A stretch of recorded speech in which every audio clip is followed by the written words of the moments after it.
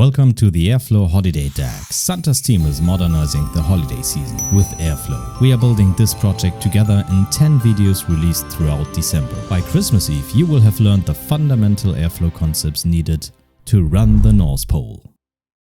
We will now replace the print letters with scores task with a dynamically generated task group for each of the letters and a branching task so that we can have two branches, one for naughty kids and one for nice kids, and we decide that based on the behavior score. So what we do here is to replace the existing task with a task group. What is interesting about this task group is that it takes a parameter. So this will be used to dynamically generate this task group for each of the letters. Within the task group, we have a task that prints the letter and the score. We also have another task which will decide whether the kid was naughty or nice based on the behavior score. As you can see, you can simply use the TaskFlow API to define a branching task by using the task branch decorator. What you have to do in such a branching task is to return the task ID of the next task that should be executed. Keep in mind, if you reference task within a task group, you also have to use the task group ID as a prefix. So in this case, we either execute processLetter.nice or processLetter.naughty. And for these two branches, we just define two placeholders using the smooth operator. If you don't know what the smooth operator is, just execute it and check the logs for a little surprise. We also need to define the dependencies within the task group, and for that we use the chain helper function.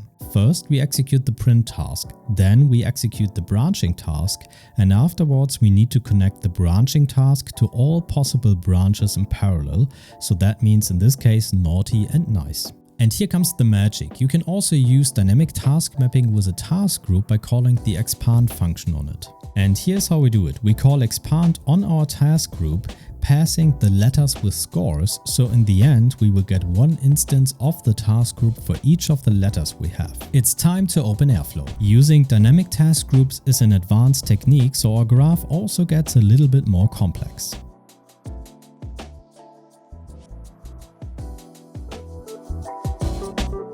Alright, let's check the results, starting with the branching task.